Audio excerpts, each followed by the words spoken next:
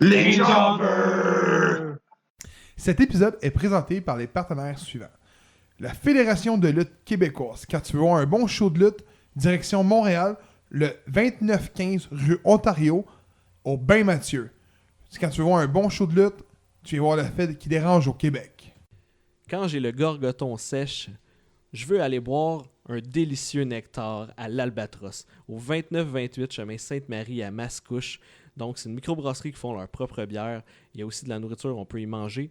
Donc, je vous invite à y aller à l'Albatros. Bienvenue dans le nouvel épisode des Jobbers. Je me présente Gabriel. Hashtag All of Shape. C'est rare que je dis mon nom, mais je ne sais pas pourquoi j'ai dit mon nom. Donc, j'ai en bas de moi Mr. Bubbly. Salut! J'ai à côté de moi Rico, la nouvelle acquisition des Jobbers. Bonjour. Et on a un invité spécial aujourd'hui. On le surnomme l'homme aux 1000 sourires. J'ai nommé Pee-Wee. T'as jamais pensé à changer de nom pour Bantam? Jamais. En 20 ans, on me l'a fait à quelques reprises. Là. Mais non, je demeure puis oui. Puis comme j'ai déjà dit à Jim Cornette, il m'avait demandé « Why do you call yourself Pee-Wee? » Puis j'avais répondu « Man, it's easy to cheer and it's easy to remember. » Puis il m'a dit « Ouais, you got a good point. Tout à fait, You got a tout à good fait. point. » Fait que Ouais. je ne verrais pas pourquoi je changerais Pee-Wee après toutes ces années. De toute façon, tu donnes une bonne image au nom puis oui, parce que le dernier qui portait ce nom-là, il a fait des petites affaires croches. Puis oui, Herman. Ouais, il aimait bien le weed aussi, Pee-Wee Herman. Ouais.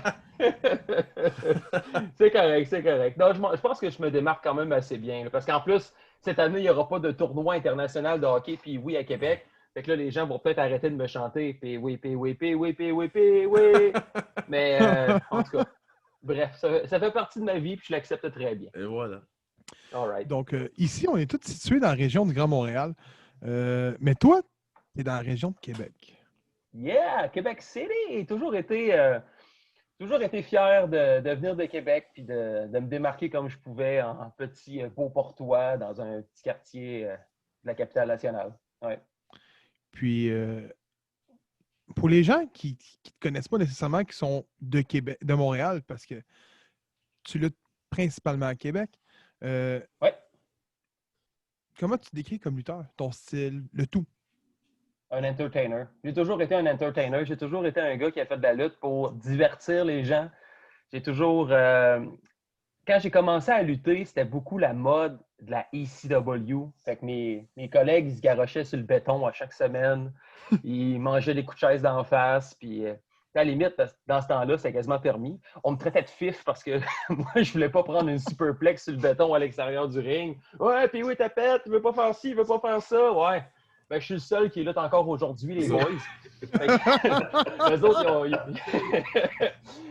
ils ont tout arrêté, mais moi, j'ai toujours été axé sur le divertissement. Au début, je voulais m'appeler Rick Johnson, puis, parce que mes amis avaient tous des noms cool. Rad Adams, Steve Parker, DJ Sick, Michael Electra. Puis moi, moi aussi, je veux un nom cool comme les autres. Je vais m'appeler Rick Johnson.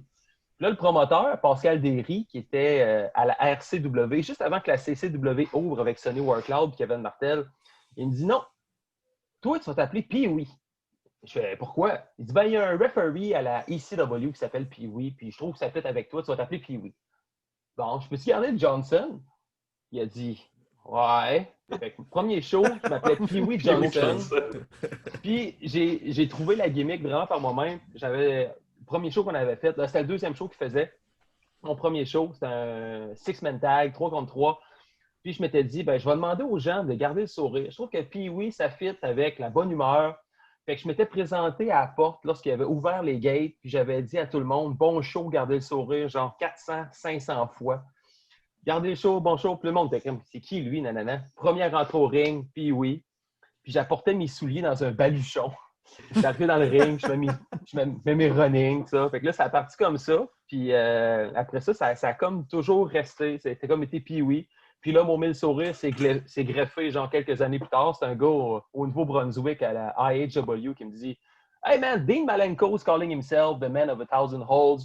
You should call yourself the man of 1,000 smiles. » J'ai dit « Wow! » Nobel, puis je l'ai traduit en français, puis depuis ce temps-là, ça a toujours resté. Fait qu'en 20 ans, puis oui, ça n'a jamais changé. Ça a toujours été le bleu, le jaune, les bonhommes sourires, puis Mais moi, dès la toujours été seconde le où je t'ai vu, babyface. excuse-moi, dès la seconde où je t'ai vu, moi, à la NSPW, je t'ai vu une couple de fois lutter, là.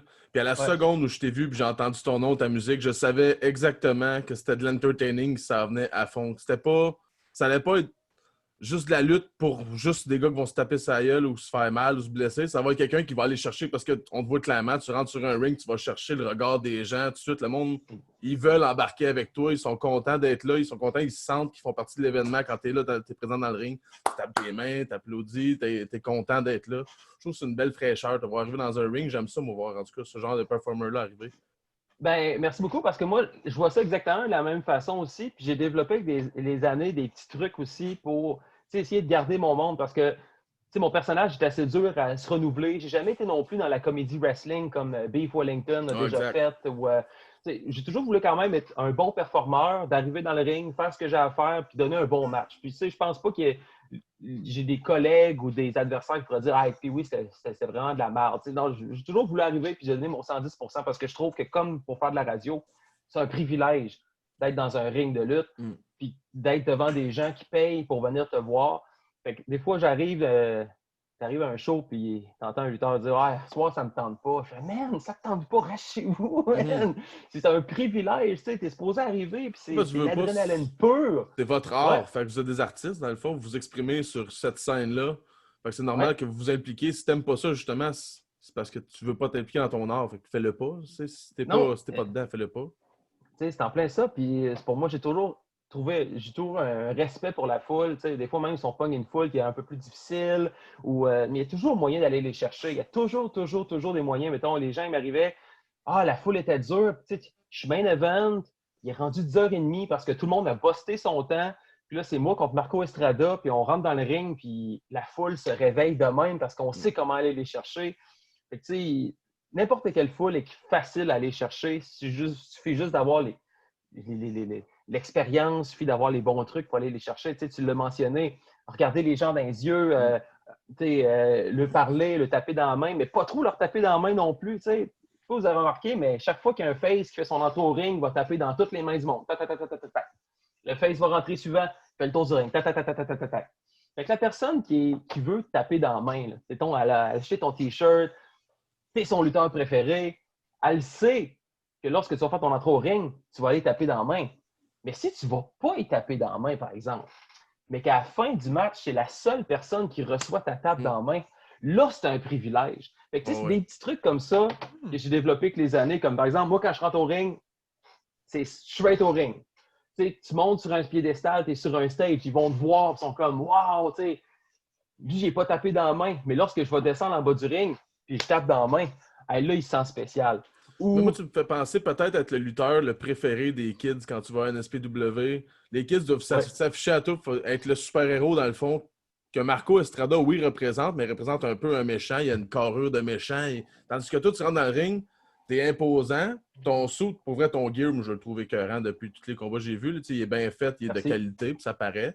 Puis quand tu rentres dans le ring, un enfant va voir ça, va faire comme Hey, j'imagine, oui.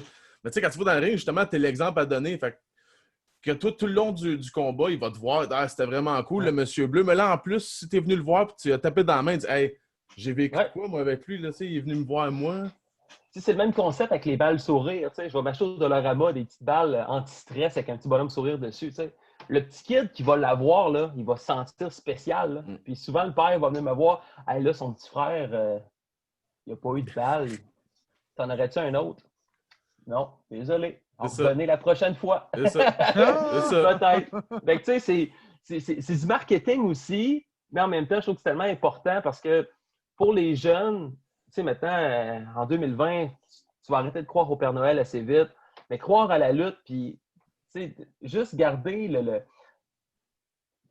le petit doute qui reste, qui subsiste de Hey, je sais que c'est arrangé, mais tabarnouche, ça a dû faire mal. Hein? Oh ouais, ouais, ça a fait mal, vraiment fait mal. Fait que, tu sais, c'est d'aller les chercher. L'interaction aussi. Tu sais, Robert Lepage l'a dit, la lutte, c'est du théâtre à l'état pur. Tu vas rentrer sur une scène, oui, tu as un scénario, tu sais où tu t'en vas, Mais tout peut changer. Tu sais, je pense à il y a quelques années, 2008. On s'en va à Saint-Charles de Bellechasse, ça arrive ça de Québec. Puis c'est moi contre Lufisto. Puis moi, je suis en route pour aller chercher le championnat à Québec.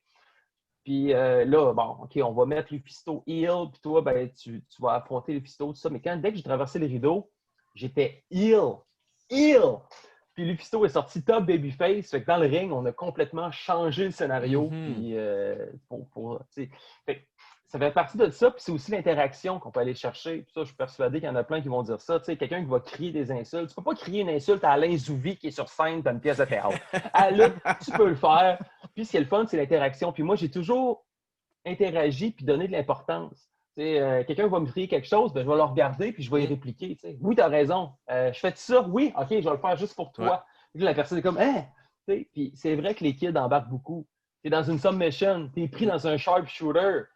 Tu regardes le kid, sa première rangée en avant, qui est là, puis là, j'essaie d'aller chercher la corde, mais je tends la main, puis là, le petit gars, hein? Je vais aller l'aider. Tout ça, ça fait partie. Salut Jimmy! Tout ça, ça fait partie, je trouve, de la beauté de la lutte. C'est ça qui m'a tenu accroché pendant 20 ans. C'est la passion, puis c'est ce que les gens l'apprécient aussi. Hey, tu t'es vraiment donné pour nous autres à soir, puis on l'a vraiment apprécié, on a vraiment eu un bon show, puis on va revenir la prochaine fois. Puis souvent, à la fin du show, j'allais remercier les gens. J'étais pas trop loin. Hey, merci d'être venu. Hey, on se revoit le prochain show. Merci d'être venu. Pour moi, ça a toujours été important de donner pour les spectateurs. Oui, c'est une expérience personnelle. Faire de la lutte, ça peut pas se recréer, mais le faire pour les gens qui viennent, qui se déplacent, qui payent pour te voir, pour voir un bon show. Au lieu de mettre un 15$ pour aller au cinéma, d'aller au McDo, d'aller au Mégaparc de la capitale, ils ont décidé de venir voir de la lutte dans une salle. J'ai toujours dit, un show de lutte, tu sais que tu vas avoir un bon show. Un match de baseball, un match de hockey, tu vas payer. Peut-être l'équipe ne se présentera même pas, ça va finir 6-0, tu vas te faire torcher. Un match de lutte, ça a été préparé pour que n'importe qui soit dans la salle ait un 5 minutes de bon show. Juste la UFC. Ouais. Juste la UFC, tu vas payer 65$, 70$ pour voir un combat par pay-per-view. Mettons, on va aller voir Ronda Rousey. À soir, j'ai hâte de voir Ronda Rousey. Elle est rendue minuit et demi, minuit et 31, c'est fini. Bon, on est au coucher, mais tu sais. C'est sûr qu'à la lutte, tu ne peux pas être déçu. C'est sûr et certain, tu vas passer une belle soirée, c'est un divertissement. T'sais, oui, il y a des ligues un peu plus boboches, mais je pense que la NSPW, où ce qui est rendu, tu es assuré que tu vas avoir un bon produit. Ouais. Tu parlais tantôt, tu parlais des... comment je pourrais bien formuler ça? Laisse faire, je l'ai perdu. J'avais une bonne idée, mais je l'ai perdu. Ça reviendra. C'est ça. Tu as parlé tantôt de ton ring gears. Yep. Phil, il adore les uniformes de lutte. J'aime ça, je pose toujours la question aux lutteurs, genre d'où ça vient, si c'est eux qui ont... Puis là, ce que je trouve le fun aussi, c'est ta gimmick, vu que ça avait l'air quand même bien défini, même les autres promoteurs, genre, te donnaient des idées, comme l'homme au mille visages, c'est arrivé d'une autre personne, c'est quand même flatteur dans un sens, ça veut dire que tu joues, ils ont compris qu'est-ce que tu amenais, là, ils ont compris où est-ce que tu allais avec ça, puis là, ils t'apportent de quoi, puis tu fais comme, ça c'est vraiment bon. Puis, pour le ring gear, dans le fond, ça vient d'où? Tu as parlé un peu que, j'imagine, ça t'a coûté... ça coûte quand même pas mal. Ça a coûté une couple de bidous, mais sûrement moins pire de ce que ça m'aurait coûté aujourd'hui, parce que j'ai toujours été proche de Claude Malone et de Custom Couture. Claude commençait à faire des gears. Hey, je pense que j'ai le goût de vous montrer quelque chose parce qu'il n'est pas loin. On va voir l'évolution de Custom Couture, OK? Ça, c'est OK. Dans cette... C'est pour ça qu'il faut écouter l'entrevue en YouTube. Tu vois tout. Ouais, c'est en plein ça. Hey, j'ai mes vieilles gears là-dessus. Et puis Claude Meloun, en passant, qui représente les années 90 à merveille. Là. Ouais. C'est mon premier... Ça, c'était dans les premières culottes que Claude a faites. J'ai toujours été le premier dans tout avec Claude, puis il m'a toujours supporté, puis il était bien content parce qu'il a vu ses gears à Ring of Honor. Mais...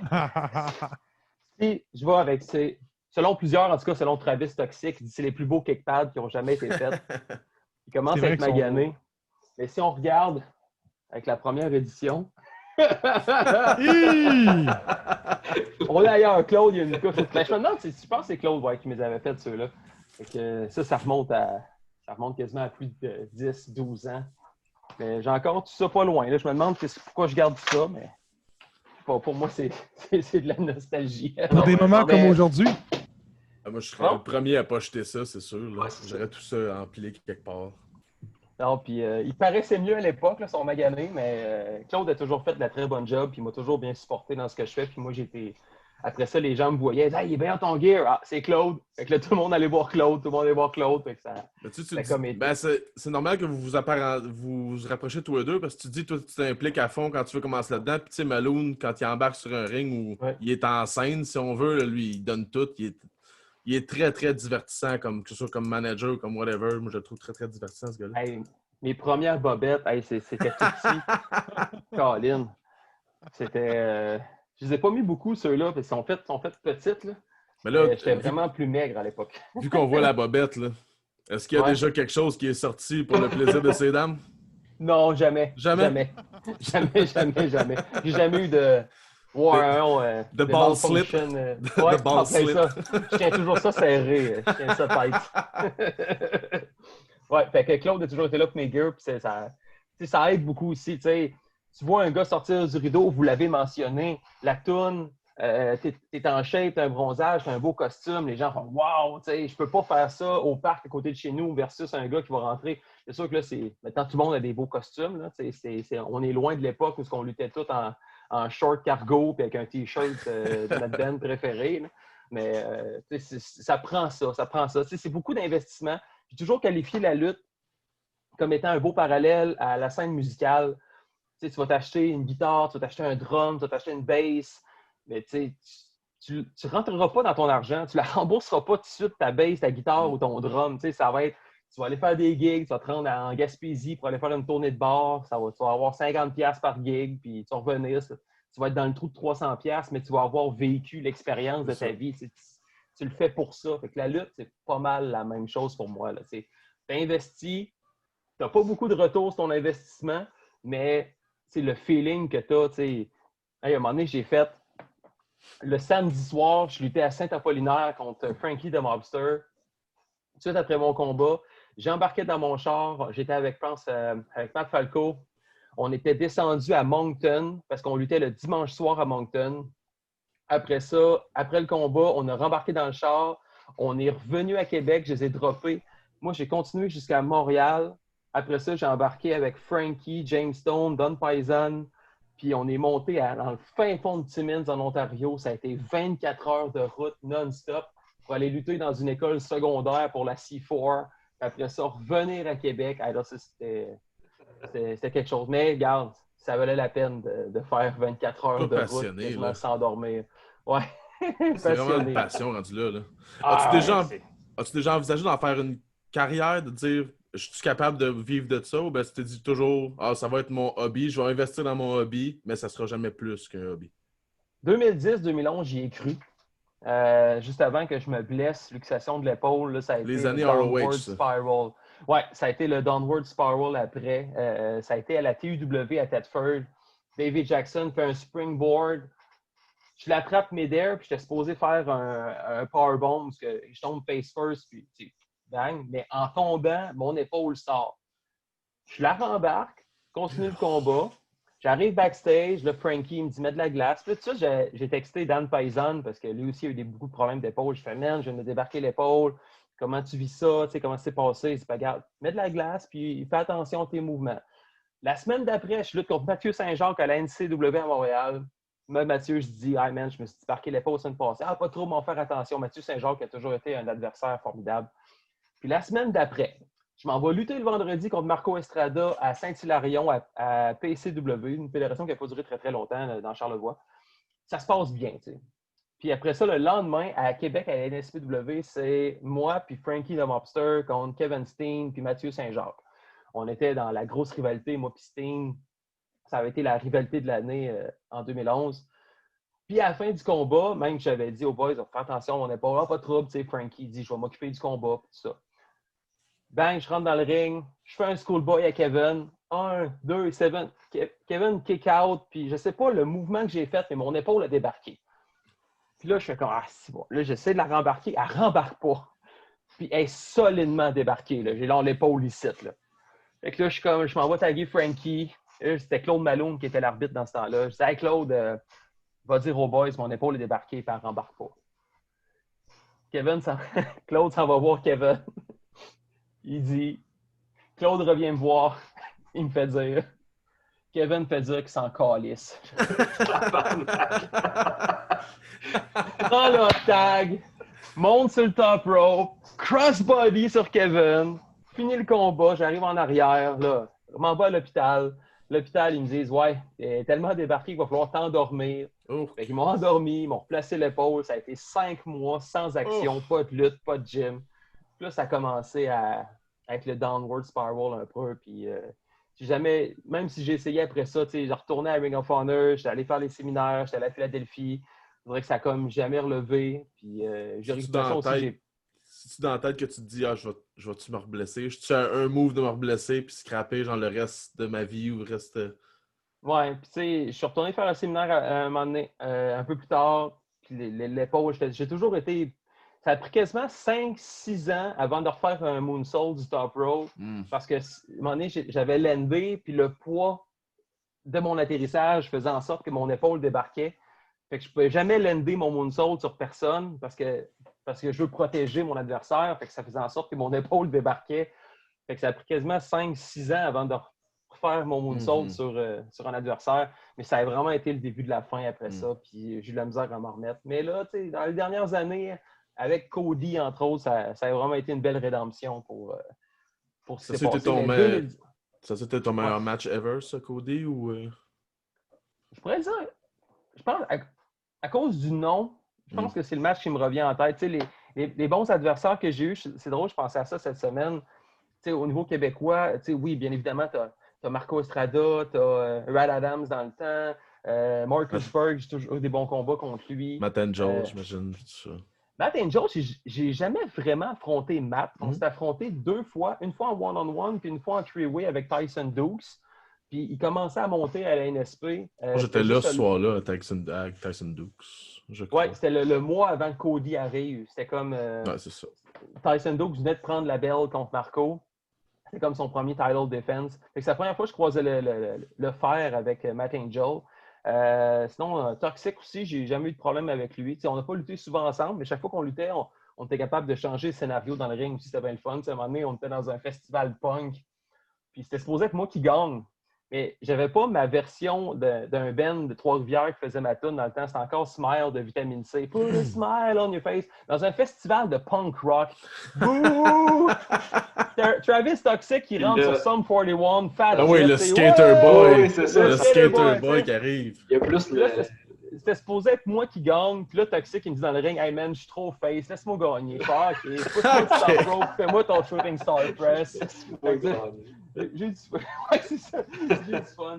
James Stone, à un moment donné, en 2012, je pense qu'on a lutté une vingtaine de fois dans l'année. C'était pas en Ontario, c'était dans les Maritimes, à Québec, à Montréal. Jay Phenomenon aussi, Benjamin Toll, là. Ça a toujours été Jay Phenomenon. Jay Phenomenon. Yeah, on a fait les 400 coups ensemble. Non, j'ai très bon adversaire dans les années, mais Cody, je pense que ça demeure spécial, parce que lorsque l'annonce a été faite, c'était, je pense que c'était un show au mois d'août, c'était le retour de la lutte, c'était moi contre Judas, ça faisait 1 an qu'on était un contre l'autre, puis là, je rentrais, j'avais dit à Steve, je dis, regarde, quand le show commence, là, ma toune part, je rentre au ring, puis je dis pas question qu'on commence une nouvelle saison sans que je règle mes affaires avec Judas.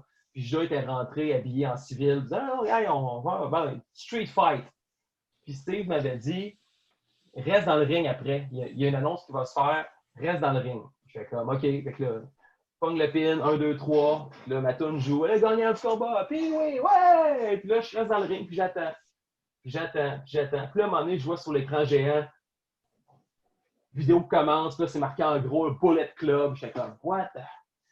Bullet Club? On va pas copier le Bullet Club, franchement. Je sais pas si ça va être qui. Puis là, à un moment donné, flash, boom, Cody Rhodes. Je suis comme fait, holy shit. Ah, ils ont pas voulu te le dire avant. Ça a pris comme ça. C'est bon, ça. C'est excellent, ça. Ouais, ça a été... souvent, ça s'est fait plus souvent qu'on pense. Mais je sais qu'à la NSPW, ils aiment beaucoup ça, surtout pour les titres, puis pour tout ça, ils aiment beaucoup ça, garder ça juste pour garder la surprise jusqu'au bout, là. Mais... Ouais, moi, j'ai trouvé. Tu sais, je pense que si les gars vont en savoir quelque chose, tu sais, c'est correct les surprises de temps en temps, je l'ai vraiment apprécié. Mais tu sais, des fois, je pense qu'on va être capable, si tu es un bon lutteur, tu vas être capable de l'acter comme si tu es surpris. Tu sais, ouais.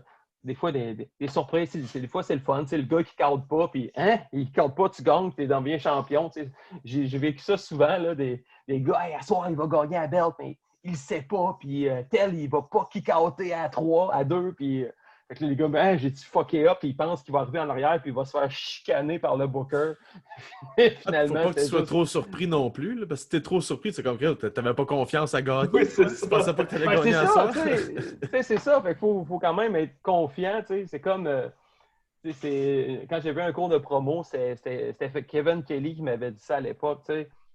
Pourquoi bâcher son adversaire comme étant un pas bon? Des fois, on entend ça beaucoup. Ah, Lutel, il est pas bon, c'est un ci, puis c'est un ça, puis il mérite pas de lutter, puis blablabla, c'est pas un professionnel. Bon, après ça, tu rentres dans le ring, puis le booker a décidé que tu perdais contre lui. Ben, tu viens de perdre contre un cave, un si, un pas bon, un loser. Fait que, c'est toi qui es encore plus bas que lui. Fait que, toujours mettre ton adversaire over. Puis, mais non, si on revient au niveau des surprises, je pense que c'est le fun d'en avoir, mais en même temps, parce qu'à une certaine époque, au début des années 2000, CCW, IWR à Québec, le booker disait jamais rien. Il cachait son booking, puis il disait jamais rien parce qu'il y avait des gars qui allaient sur Internet pour dire « Hey, à soir tel, je vais gagner » ou « À soir, il va se passer telle affaire. » J'étais comme « Come on, les boys, vous brisez le feu de magie qui reste à la lutte professionnelle. » Je trouve qu'il nuit souvent à la WWE puis à toutes les grosses fédérations à cette heure. Moi, ce qui avait vraiment commencé à me faire déchanter tout ça, c'est le premier retour de Jericho avec New Day et tout ça. Puis que la veille, on voyait Jericho à l'aéroport avec sa valise. Ah, il s'en va à Tennessee. T'es comme moi, mais arrêtez, là. Si tu le sais, garde-la ton information. Tu fais comme, ah, Chris, je le sais qui s'en vient demain, puis garde-la. Mais là, c'est impossible. Même si tu te dis, ah, je veux pas me spoiler, c'est fini, c'est sûr que tu vas te faire spoiler un moment donné dans la soirée, dans la semaine ou whatever. C'est sûr que la AEW, WWE et Impact, ça va continuer d'arriver. Tu vas voir un gars à l'aéroport. Hey, The Undertaker est à l'aéroport. Il va être sur le show à soir, c'est sûr et certain. Ça coule toujours, mais on fait de la lutte québécoise. Là, laissons le peu de surprise aux fans qui se déplacent pour venir voir le show. C'est les astuces fatigants qui parlent des podcasts de lutte. C'est ces astuces-là qui parlent tout le temps de ça. C'est correct, vous faites vivre la passion. J'aime bien ça, c'est parfait. Parce qu'on est rendu en 2020, hein, on le sait que la lutte s'est arrangée, mais on sait que... Quoi? Oui, Pardon? Mais tu sais, on met tout, on met notre body on the line. Mon dernier combat contre Channing Decker l'année passée, j'ai marché comme un vieux de 70 ans pendant une semaine. On se donne, on se donne pour le monde, puis regarde, ça vaut la peine, c'est payant pour la passion. C'est tout à ton honneur, en tout cas, de faire ça, parce que vous en récoltez très peu pour ce que vous donnez. Là, c'est fou. Moi, à chaque fois que je vois un lutteur, je vais le voir après, je dis merci pour le show, puis c'est lui qui me remercie. Je dis non. Pour vrai, merci à toi. Là. J'ai rien fait. Moi, j'étais assis, j'ai crié des bêtises. Tout s'est lancé. Tu as failli te blesser à peu près 13 fois en 20 minutes. Fait que moi, je trouve que c'est pour ce que vous recevez, là, c'est incommensurable. Je pense que le merci peut aller dans les deux sens, justement.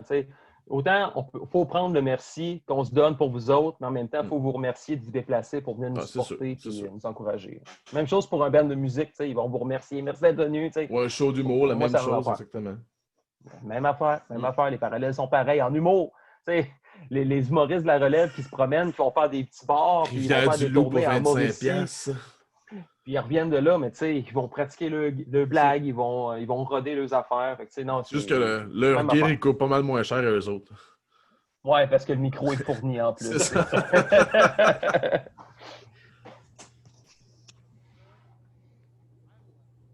Oh, je pense que t'es mute, Gab. Hop. Oh non! On l'a perdu. Bonjour. On l'a perdu. Bobby est là. Bobby, t'as sûrement une question pour notre Pee-Wee national. Là. Ben, j'étais même pas supposé d'être là, fait que non, j'en ai pas.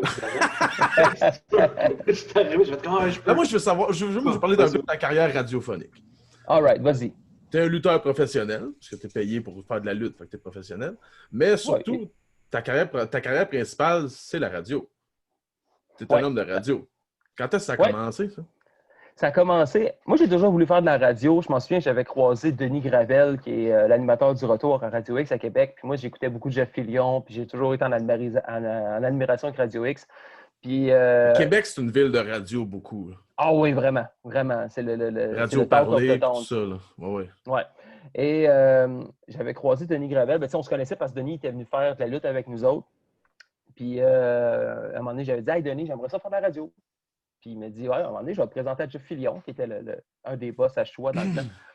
Puis j'avais jamais abouti parce qu'il y avait beaucoup de monde. Tout le monde voulait travailler à Choix. Fait que j'étais comme juste un other guy qui veut travailler à Radio X à Québec. Puis en 2012, parce que j'ai toujours animé des soirées. Moi, depuis le début des années 2000, c'était des mariages, des balles de finissant, des soirées corporatives. J'ai toujours été dans le domaine de l'animation. J'étais avec la lutte avant, puis après ça, j'ai commencé à faire de l'animation, DJ dans les bars, puis tout ça. Puis en 2012-2011, je me suis dit, ah non, j'ai pas envie à 40 ans de devenir animateur de mariage, puis de pousser la compagnie créole. T'es un DJ, puis hey, let's go. Ça me Des tentait petits, pas. hey, des petits verres, des petits, on s'embrasse les mariés, s'il vous plaît.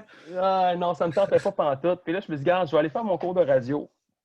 Je suis allé faire mon cours au CRTQ, qui est le Collège Radio-Télévision de Québec. À Montréal, vous avez Promédia.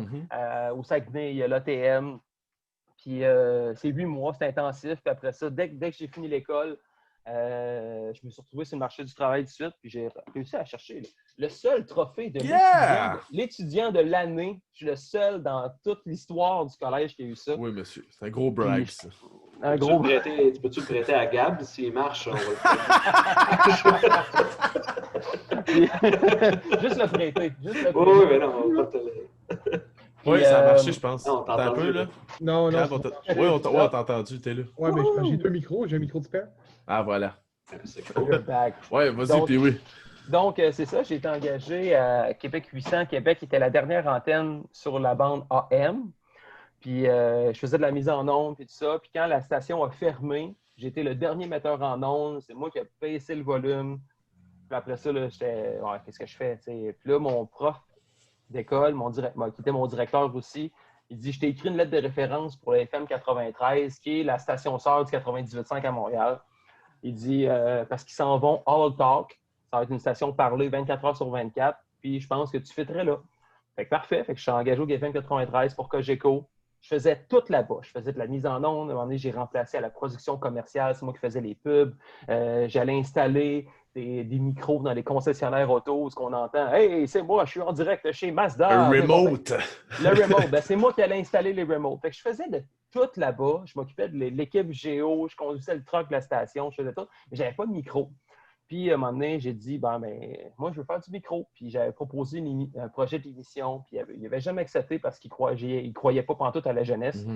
Puis à ce moment-là, mon directeur d'école m'avait dit, va-t'en à Rock 100.9, qui est la station sœur de Radio X. Ils ont besoin de quelqu'un la fin de semaine. Puis j'avais fait un démo. Puis ils m'ont engagé. J'ai démissionné du 93. Le Big Boss m'a dit, va-t'en là-bas, puis on va te rengager plus tard. Je fais, ouais, on verra. Puis, puis depuis ce temps-là, j'ai fait mes griffes. À Rock 100.9. La fin de semaine, moi, je jouais du Metallica, du Rammstein, du Rage Against the Machine, Sum 41. Puis en même temps, à ma station sœur à Choix, ils m'entendaient. J'avais des auditeurs par mes animateurs. Puis tu étais là toute la fin de semaine? Ou juste des petits blocs? Toute la fin de semaine? La fin de semaine, c'était moi. C'était mon show. C'est bon, ça. Puis à un moment donné... T'as d'exposure en fou, là. À chaque fin de semaine, en plus, c'est bon. La fin de semaine, puis on a vraiment grimpé l'auditoire. Les gens ont vraiment répondu à l'appel. Puis à un moment donné, ça a pris une prise d'otage dans un hôtel de Québec, sur Boulevard Lamel. J'ai été debout depuis 6 heures le matin. Puis là, j'entends en radio, il y a une prise d'otage à tel hôtel. Puis là, j'étais à côté, j'étais fatigué. Il était rendu 7 heures le soir. Je suis mais je vais aller voir ce qui se passe. Finalement, j'ai passé la nuit blanche, il mouillait, j'étais habillé pareil. La fille au Normandin qui chargeait mon cellulaire. À la fin de la journée, il était rendu 4 heures du matin. Le gars se rend, puis la police vient faire son point de presse pour résumer les événements. Puis j'étais le seul qui était là. J'étais le seul qui avait la conclusion de l'histoire. Et qu'après ça, je m'en vais direct à la station. Puis là, les animateurs du show du matin, ils vont si tu fais ici, tu sais. Tu pues un peu. Je pue un peu, mais j'ai la clip de la police, puis j'ai été là du début à la fin. On va te prendre dans notre show jusqu'à 9h, payez-moi 2 cafés, puis ça va être correct. Après ça, ils sont venus me chercher, puis après ça, ça a juste commencé. Puis depuis 3 ans, j'anime les légendes du rock à choix. Tu as su prendre l'opportunité qui a passé, c'est parfait, ça. C'est de prendre l'opportunité, oui, puis c'est de dire oui à tout. C'est un peu pareil dans la lutte aussi. Hein. Faut être le yes man, faut être opportuniste, faut avoir une bonne attitude. C'est ça. Avec une bonne attitude, on peut aller chercher des championnats puis des postes permanents à la radio. Fait que, depuis ce temps-là, depuis qu'ils me donnent les légendes du rock, quand j'ai commencé, j'ai toujours voulu. Moi, j'étais un gars de classic rock, le Black Album, Back in Black, c'est Appetite for Destruction. C'est comme. Moi, j'ai grandi là-dedans. Je suis un gars de hit. J'ai toujours écouté la radio. Puis là, c'est ce que je présente la fin de semaine. Je suis comme dans mon nuage. Puis je vis ma job de rêve la fin de semaine. C'est ça. Là-dessus, c'est pas mal mon parcours en radio avec plusieurs petites branches à gauche, à droite. Mais le tronc principal, c'est celui que je viens de vous raconter. C'est parfait. Ça, moi aussi, je dois avouer que la radio m'a toujours intéressé aussi. Puis c'est un média qui doit être tellement satisfaisant aussi parce que tu as un contact assez proche, surtout en star avec les messageries textes et les textos. Tu as un contact tellement proche avec le monde. Plutôt dans la ville de Québec, en plus, c'est une ville de radio. Tu dois sentir le beat de la ville à chaque jour ou à chaque fin de semaine. Puis je suis pas mal un des seuls parce que beaucoup de mes compétiteurs sont préenregistrés. OK. Fait qu'ils enregistrent ça d'avance. Fait que si le pont est bloqué, ils ne l'apprendront pas en écoutant une autre station. Moi, je vais le dire tout de suite. Le pont Pierre-Laporte, pont de Québec, sur la 20, il y a un accident à Saint-Nicolas. Prenez telle alternative. Fait que pour moi, c'est important. Puis j'ai toujours été proche de mes auditeurs aussi. Fait que, les gens m'appellent, ils m'écrivent par texto. Puis même des fois, j'arrive chez nous le soir, j'ouvre mon écran d'ordinateur, j'ai accès au texto en studio, puis là, le monde m'écrive. Je leur réponds pareil. Fait que, je trouve que c'est important. C'est comme la lutte. Ouais. La radio, c'est beaucoup comme la lutte aussi. Parce que quand tu veux commencer, tu veux te rendre au top, il va falloir que tu ailles faire de la radio à Rimouski, à Sept-Îles, que tu te rendes à Penetanguishing, dans le fin fond de l'Ontario. Tu as un moyen d'aller chercher les gens aussi. Même si tu ne les vois pas, même si eux autres ne te voient pas, tu as un moyen d'aller les chercher parce qu'ils sont dans une place où ils n'ont pas le choix de t'écouter. Là. Souvent, c'est dans la voiture. Ils sont dans la voiture, puis si tu les accompagnes, s'ils vont chercher un petit quelque chose qui se rejoigne avec toi, ils vont rester avec toi jusqu'au bout. Là. Puis c'est encore plus important. C'est encore plus important aujourd'hui parce qu'il y a tellement de compétition. Juste à Québec, on est 5 à jouer Paradise City. Il faut que j'arrive avec une approche qui est différente pour les garder, mais aller les chercher en même temps. Moi, j'ai un petit gars qui m'appelle hey, Jacob, 9 ans, j'aimerais ça entendre Thunderstruck des AC/DC. C'est pas ça qui est prévu après. Là. Mais je vais changer le finish comme à la lutte. Là. Je vais aller mettre Thunderstruck, je vais dire reste là. Fait que là, après ça, je m'en vais, je reviens en onde. Hey, j'ai Jacob, 9 ans. Comment ça va, buddy? Ah, ça va bien. OK, qu'est-ce que je peux faire pour toi? J'ai scoré un but au hockey, puis j'aimerais ça entendre AC/DC. Ah, AC/DC, c'est qui t'a montré à écouter ça? Ah, c'est mon père, là, puis tout ça. Fait que, je trouve que c'est important d'aller les chercher un par un parce que c'est tellement difficile. Ils n'auront pas ce feeling-là en écouter Thunderstruck sur Spotify. Spotify, il ne dira pas la tune. Spotify, il ne dira pas « Hey, celle-là est pour Jacob, 9 ans, qui a marqué un but au hockey en fin de semaine. Félicitations, buddy. V'là ta tune, juste pour toi. » Même à la télé. Même à la télé, ils ne trouveront rien de ça à la télé non plus. Non, la seule chose que je trouve qui peut s'apparenter à ça, ça serait, mettons, un streamer sur Twitch qui a un contact direct avec son auditoire, mais c'est la même chose qu'un gars de radio. C'est juste qu'il y a une caméra d'en face qui joue un jeu vidéo. Mais la même chose. C'est la même chose. Puis, je peux faire un parallèle aussi avec la lutte. Tu vas écouter la WWE, tu vas écouter n'importe quelle lutte, même si le produit est super bon, tu vas t'assis puis tu vas y participer. Mais aller voir un show de lutte live, c'est pas pareil. J'ai apporté du monde qui sont pas habitués, puis même qui ont un préjugé aussi envers la lutte. On se cachera pas que la plupart du monde, c'est ça. Puis en arrivant là-bas, juste le bruit du ring, la réaction du monde, ils font que, OK, on a quelque chose. C'est pas ce que je pensais pendant tout, c'est pas ce qu'on pense. Il y a des places, tu l'as dit tantôt, des places boboches que tu fais comme qu'est-ce que je fais ici? Là? Mais quand tu arrives, moi je suis plus expérimenté avec Battle War, j'ai vu un SPW tout, mais souvent quand j'arrive, mettons que ce soit à Battle War ou à ICW ou à NCW, le son du ring, l'odeur qu'il y a autour, y a comme une espèce de fume, de mist là, qui est toujours autour du ring. Là. Fait que c'est comme bizarre de rester autour de ça puis de sentir. Puis là, ceux justement que tu apportes la première fois ou que tu amènes avec toi, ils font comme OK, c'est pas du tout l'expérience que je m'attendais. Là. Non. Même le C'est comedy souvent wrestling, quand tu trouves que c'est peut-être niaiseux ou peut-être cucu, mais souvent, il y a quelqu'un qui va trouver son fun là-dedans. Dis, Chris, moi j'ai ri, moi, à soir. J'ai eu du fun à soir. Même Oui, si quand c'est du monde quand qui c'est se bien tape, j'aime pas ça. balancé, c'est ça. Il y a moyen d'amener. Je pense que la comédie wrestling a bien évolué dans ce sens-là. Là, juste la preuve avec Orange Cassidy. Ouais. Je me dis, hey, ça aurait tellement fité avec moi. Là. J'aurais tellement aimé ça être le gars qui fait tes super kicks dans les jambes, mais genre vraiment mollo. Je trouve que ça aurait fité au bout. J'aurais aimé ça, penser à ça. Je m'aurais vu faire ça, mais tu C'est un sais. demi-pouce dans les airs, là. Ah non, c'est Incroyable. parfait.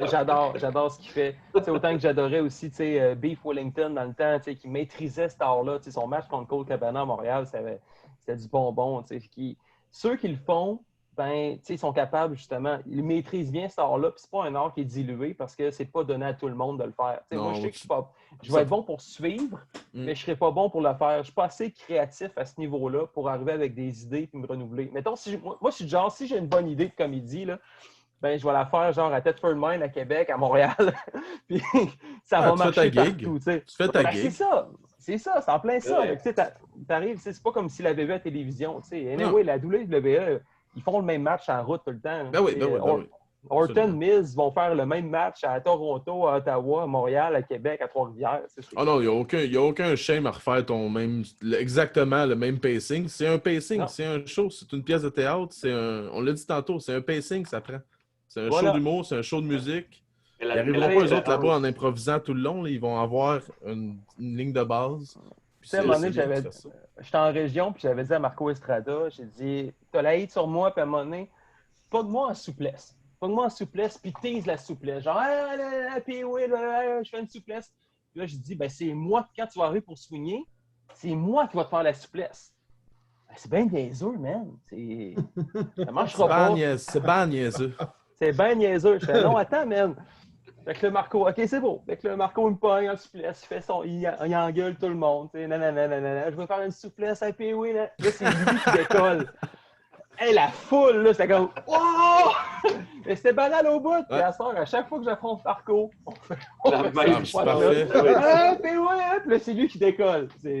Marco, justement, je trouve qu'il l'épouse très, très bien son comedy wrestling. Il assume le fait que c'est un gros gars qui est très imposant, qui fait très peur, mais que s'il se met à dire les pires niaiseries, le monde va accepter ça, puis ça va juste être drôle, justement. Quand il se met à exagérer dans un ring, c'est parfait. C'est exactement ce qu'on a besoin.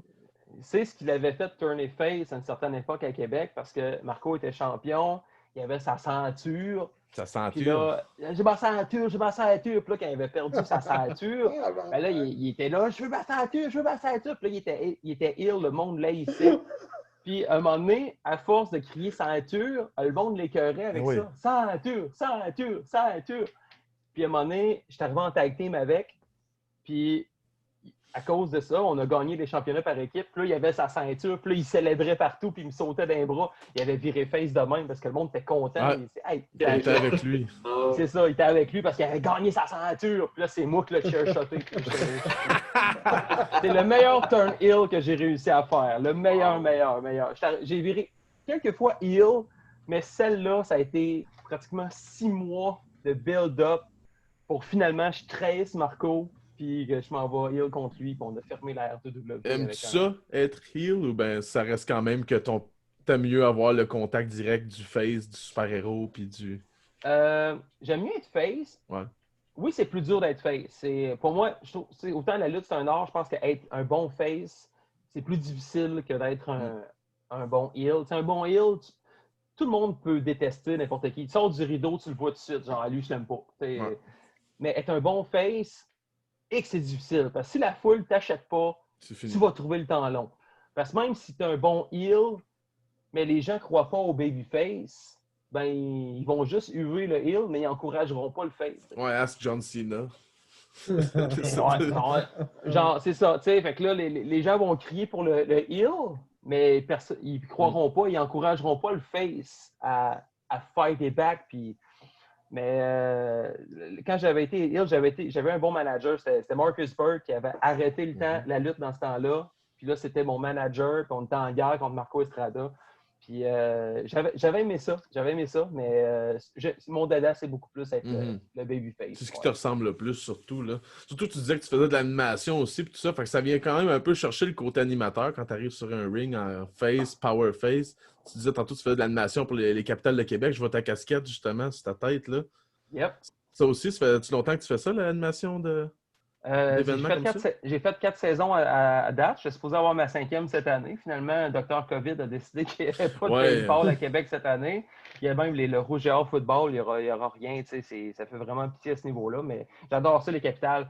C'est un feeling qui est vraiment le fun. Puis si les gens vont là, sont relax. Souvent, tu vas partir du baseball, tu ne sais pas si les Capitals ont gagné ou pas parce que tu as pris un verre de trop.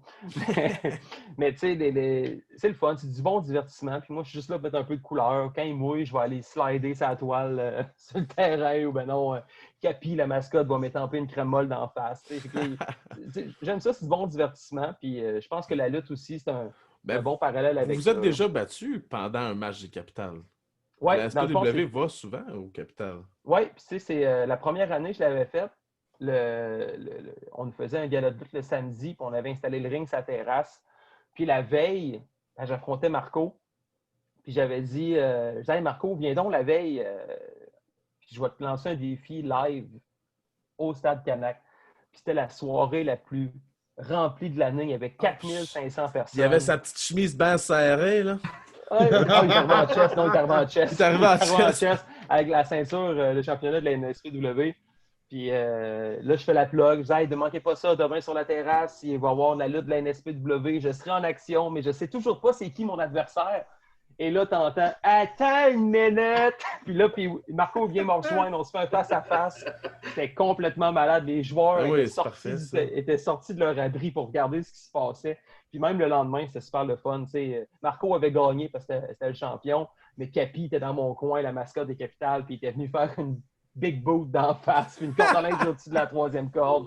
On finit ça happy ending. Fait que là, c'est vraiment cool. C'est le mix parfait, parce que le baseball, il n'y a pas un sport qui est plus familial que le baseball, surtout un samedi après-midi. Là. Fait que si tu promouvois ça en même temps qu'un match de lutte, tout le monde va trouver son compte là-dedans. Ça va faire une journée parfaite pour tout le monde. Là. C'est sûr et certain. Hot dog, bière, lutte, après ça, un match de baseball. Quand il fait beau soleil, tu vois le coucher du soleil, le ciel rose de Québec. Ça, je paierais cher en asti pour ça. Là. Ben, au Capital, tu ne payes pas cher pour voir ça. On n'a pas ça, on n'a pas de baseball, nous. On n'a pas ça du baseball, nous autres. Nous autres, on a du baseball bien abordable. Là. C'est ça. C'est ça qui nous manque. Qui donne un bon show. Les Capitals donnent un bon show.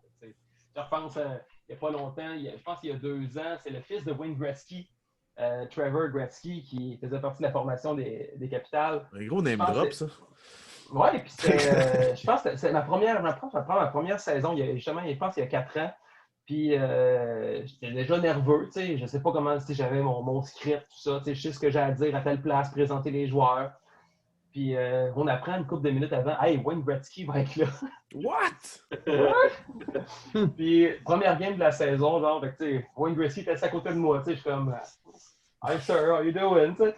Puis son fils, à la fin, genre, les Capitals perdaient par 1 point. Puis son fils présente à la dernière manche, qui claque la balle, donne la victoire. Son père, tu sais, c'est comme... C'est magique. Tu sais, des moments comme ça, je pense que des fins de match au baseball, le vivre live, tu sais, j'ai développé ça. Je ne suis pas un gars de baseball, tu sais, je ne pourrais pas nommer la formation des Expos de 93, mais... Tu sais, vivre cette expérience-là. J'ai pas besoin de savoir ça anyway, là, comment tu fais retirer un go au 2e but. C'est pas important pour moi. Là. Mais tu sais, juste de donner un show puis donner une expérience parce qu'ils disent les Capitals, c'est plus que du baseball. Fait que je pense qu'on réussit à se démarquer pas pire dans la Ligue Canam. Yes. Allô, mon gars? Vous m'entendez bien? Oui. Yeah! Magie. Il retourne. On est sur le baseball, mais autre que la lutte, la radio. Qu'est-ce que t'aimes dans la vie? Les jeux vidéo, man. Mais pas tous les jeux vidéo. Si je regarde ma collection, là, j'ai-tu pas loin? Moi, tout ce que j'ai comme jeu, là, le premier jeu que j'ai eu quand j'étais jeune, Tag Team Wrestling. Oh yeah! Nintendo. Puis, je sais pas, j'ai vraiment trippé. Mais j'ai vraiment juste trippé ces jeux de lutte. Tu sais, quand je me suis acheté un PlayStation 2, c'était pour avoir Just Bring It, SmackDown Just Bring It. Quand je me suis acheté mon Xbox 360, c'était pour avoir la collection SmackDown versus Raw. Même chose quand j'ai acheté mon PS3 et mon PS4. Moi, ça a été juste des jeux de lutte. Tu sais, oui, j'ai trippé, mettons, sur Batman, les Arkhams, Comme Asylum, comme Night, tout ça. Ouais, après ça, c'est quoi, j'ai trippé d'autres aussi. Avec Nathan Drake, là. Uncharted. Uncharted aussi. Mais sinon, moi, c'est juste les jeux de lutte. J'ai vraiment toujours trippé les jeux de lutte. Là, de ce temps-ci, ce que je joue, parce que 2K20, c'est vraiment la merde. C'est Fire Pro Wrestling. Je suis accroché à ça. C'est 100% custom. J'ai mis vraiment beaucoup de temps là-dessus, peut-être même un peu trop. Là. Genre, j'ai mon Raw, SmackDown avec mes lutteurs créés, puis avec les tunes, puis alors c'est complètement débile. Fait que, As-tu déjà pensé à le streamer, ton jeu? Si le monde de la NCW, il y en a beaucoup qui sont sur Twitch quand même. Là, si tu mettais ton personnage, puis oui, si Pee-Wee était rendu sur Twitch, peut-être ça pognerait, moi je pense pas. En plus, s'il joue à des jeux de lutte. Peut-être. Je dis pas non. Je vais lire là-dessus comment ça marche. J'arrive à 40 ans, je m'en viens. Aïe. Je vais lire là-dessus, puis peut-être. Oh, ben, bonne soirée!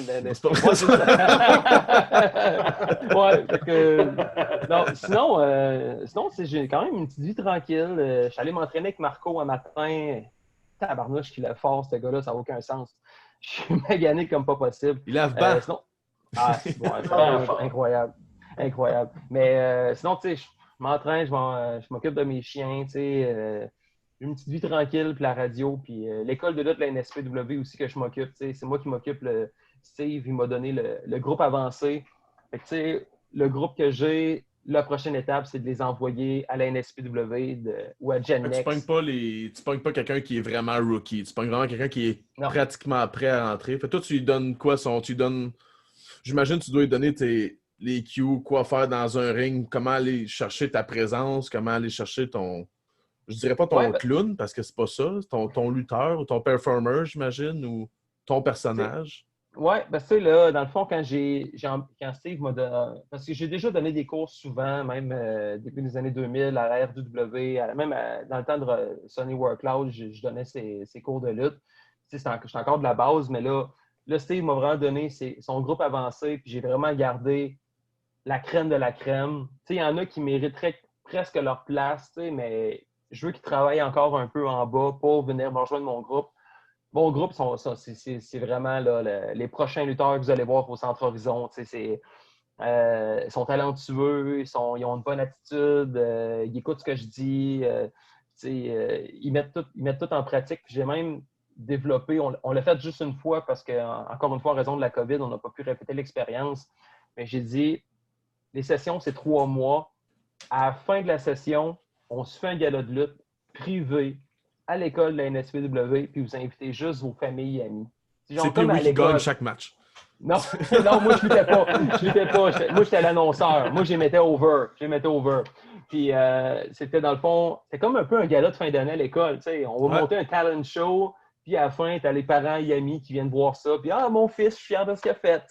Fait je voulais que. Puis, il était super craqué de faire ça. Ça avait super bien été. On a rempli la salle de l'Académie de la NSPW avec justement le monde sont arrivés avec des pancartes et tout ça, puis ils encourageaient le monde, puis ils ont découvert un peu vraiment cool, ce qu'ils faisaient. Puis ça a super bien été. On était supposé leur faire au mois de juin, finalement. Ça n'a pas marché. Mais ceux que j'ai comme élèves sont vraiment craqués, sont motivés, puis ils ont bien hâte de donner le show. Puis je pense que je les ai encore bien aussi. Je pense qu'ils me l'ont dit. On apprend beaucoup avec toi, c'est le fun. Je suis capable de leur dire. Ça, c'est bon, mais tu fais pas ça là. Pourquoi? Parce que ça, c'est bon. Ça, tu devrais travailler ça. Ça, tu devrais développer ça. Autant que j'en ai qui arrivent, puis hey, je suis pas motivé aujourd'hui, il me semble que je suis pas capable de rien faire. Puis à la fin du cours, il a fait un 619, puis il est comme j'ai fait ça! Mais oui, t'es capable de le faire! Fait que, c'est pas mal des tranches d'âge différentes ou bien c'est vraiment plus ciblé dans la jeunesse, vingtaine? J'en ai pas mal mi-vingtaine, début trentaine. Ils font ça par passion. Ça fait des années qu'ils viennent voir la NSPW puis ils aimeraient ça vivre l'expérience. Mais on dirait que je le vois tout de suite. Avec les années, quelqu'un qui arrive dans le ring, puis juste la façon de se déplacer, je suis capable de le voir. Non, toi, ça ne marchera pas. Toi, tu as du potentiel. Ah, j'ai peut-être quelque chose avec toi. On dirait que je viens le voir tout de suite. Fait que j'ai pris toutes ces personnes-là où je vois qu'il y a vraiment du potentiel. Je les ai pris avec moi. Puis dès qu'on va pouvoir commencer les cours, ben à ce moment-là, c'est ce qu'on fait, c'est des matchs. Regarde, je m'implique beaucoup avec eux autres. Je vais bumper avec eux autres. Puis, regarde, des fois, je vais faire des matchs. OK, à soir, c'est toi contre moi. Puis il est comme, c'est man, tu vas malade. Puis là, on fait un match ensemble. Puis après ça, on fait un debriefing. Souvent, je vais les filmer. Je vais les mettre sur YouTube après, genre en compte privé. Puis je vais leur l'envoyer. Ah, c'est vraiment nice. T'as bien fait ça, t'as bien fait ça, t'as bien fait ça. Fait que, tu sais, non, Venant d'un j'adore ça. vétéran, parce que tu veux pas, t'es un vétéran de la business, là, venant d'un vétéran comme toi, c'est comme un approval, c'est vraiment une tape dans le dos assez solide de dire, gars, vas-y, je pense que t'es prêt, let's go, jeune. Fait que, ça te donne vraiment une poussée vers en haut si tu veux t'impliquer, puis si tu veux vraiment, je dirais pas vivre de ça parce que c'est très dur au Québec, là, mais si tu veux vraiment faire un impact, mettons, dans la lutte québécoise, ben, je pense que t'es l'homme sûrement de la situation la plupart du temps parce que. Ben, je pense que j'en ai vécu pas mal. Puis, tu sais, je sais que je ne retournerai pas avec la shape que j'avais il y a 10-12 ans. Tu sais, je pense que j'ai fait ce que j'avais à faire. Puis, la star, tu sais, moi, j'ai toujours trouvé important de redonner au nouveau. Tu sais, regarde, lui, il veut y aller. Moi, je n'ai pas eu ça. Tu sais, moi, je trouve juste le donner. Je ne le fais pas pour le cash non plus. Tu sais, fait que je le fais juste pour partager ma passion. Puis, tu sais, voir leur regard, tu sais, quand tu leur dis qu'ils ont fait de quoi de bien, puis, hey man, c'est vraiment cool ce que tu as fait en soir. Oh, wow, c'est bien cool. Tu sais. Juste pour ça, pour moi, tu sais, c'est ma paye. C'est tout à ton honneur, ça aussi, comme tantôt, on disait. T'es une bonne Thanks, personne, Yannick, on te le dit tout de suite, là. Merci. Ouais. Mais toi, c'était quoi t'as appris comment, dans le fond? Tu dis, genre, moi, j'ai pas eu ça. Tu parles d'un coach qui, ben, tu sais, dans le temps, j'imagine qu'il ne mettait pas sur YouTube, puis c'était pas aussi poussé, c'est clair. Là, ce que tu donnes, c'est vraiment un service hors, là, je dirais. Là. Puis ça, c'est vraiment cool. Mais toi, t'as eu quoi? Comment c'est arrivé? Moi, quand j'ai commencé la lutte, c'était en secondaire 4. Je luttais avec des chummés, on luttait dans la cave un soir semaine, puis des fois on allait faire des brawls backyard wrestling au parc à Courville, pas loin d'ici. Puis eux autres, quand l'école de lutte, la RCW a ouvert à Québec, c'est au Patro Charlebourg, ben moi j'avais juste 17 ans, puis mes parents ne voulaient rien savoir que je fasse de la lutte, puis ils n'ont jamais voulu savoir que je fasse de la lutte. Puis les peu de fois qu'ils sont venus me voir, ils ont toujours, tu sais, la première fois que ma mère est venue voir un match, c'était un ladder match, ben là, vraiment pas aimé ça. Fait que quand mes amis sont écrits à l'école de lutte, ben moi, j'ai pas pu suivre. Fait qu'eux autres, ils ont pris 1 an de cours. Puis quand j'ai eu mes 18 ans, ça a été la première décision que j'ai prise. Je disais à mes parents, je m'inscris à l'école de lutte, puis vous avez pas un mot à dire. Je m'en vais m'acheter des bottes, esti. Je m'en vais m'acheter des bottes et des genoux chez Foot Locker. C'était ça. Puis, il y en a qui c'était comme, moi, je vais voir dans les bars, je vais boire de l'alcool légalement. Mais non, moi, c'était, je veux faire de la lutte. On va me mettre des bobettes, des bottes, puis me battre avec des hommes. Let's go. Yes, that's it. Puis, oui. non, j'ai commencé comme ça. Puis après ça, Sonny Warcloud, Kevin Martel, ça a été mes premiers coachs. Je suis allé apprendre beaucoup avec Marc Le Grizzly. Sûrement que vous en avez déjà entendu parler. Oui. Qui a entraîné pas mal. Je faisais la route Québec pour me rendre juste avant Montréal. Puis j'allais bumper, il me montrait comment faire des enchaînements. Dans le fond, il m'a pas mal préparé pour la Ring of Honor, Marc. Sinon, les séminaires à Philadelphie, j'allais m'entraîner avec Charlie Haas, Delirious, qui avait aussi, premier séminaire de la Ring of Honor, il y avait Mike Bennett, il y avait Bob Evans. Je pense que Michael Elgin était là. Matt Taven était là aussi. C'était tous des gars qui voulaient percer. Puis, eux autres, ils ont réussi, pas moi, mais. J'ai appris beaucoup ces gars-là. Ron Hutchison aussi, qui a entraîné Edge, Christian, Trish.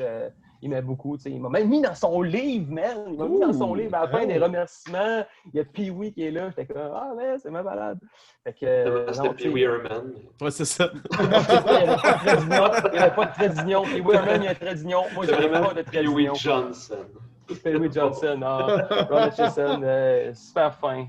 Sinon, j'étais allé faire des séminaires aussi, même quand j'avais déjà lutté à Ring of Honor, j'allais faire des séminaires avec Kevin. Non, je me suis vraiment beaucoup impliqué. J'ai pris des séminaires pas mal. Je n'ai jamais pris le succès pour acquis non plus, ou je savais tout. Fait que pour moi, je trouve que c'est important d'aller chercher des connaissances le plus possible pour avoir différents points de vue puis plusieurs façons d'élargir mes horizons pour savoir comment monter un match selon lui. J'imagine que tu as dû voir toute la panoplie des lutteurs, justement, celui qui est trop dedans, celui qui est dangereux, celui qui s'en calisse, celui qui en veut trop, celui qui pense qu'il vaut pas mal plus que ce qu'il vaut finalement.